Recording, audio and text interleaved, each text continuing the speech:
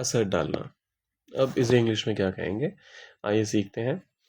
किसी का भी किसी भी चीज़ का किसी चीज़ पर जब असर होता है, किसी इंसान पर असर होता है, तो आप कहते हैं टू हैव एन इम्पैक्ट।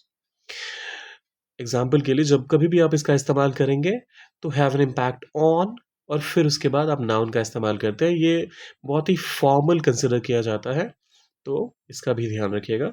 ऐसे नॉर्मल बातचीत में, कैजुअल कन्वर्सेशन में आप हैव एन इम्पैक्ट का इस्तेमाल अवॉइड कीजिएगा। उसकी बातों का मुझ पर असर पड़ा, हिज़ वर्ड्स, उसकी बातों का, सो हिज़ वर्ड्स अब मुझ पर असर पड़ा, had an impact, had an impact किस पर? मुझ पर, on me. His words had an impact on me. His words had an impact on me. कुछ और एग्जाम्पल्स आपके लिए। यह फैसला पूरे संगठन पर असर डालेगा। This decision will have an impact on the entire organization.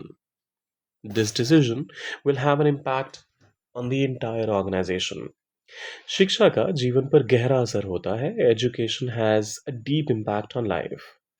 Education has a deep impact on life. अभी आखिरी वाला आपके लिए।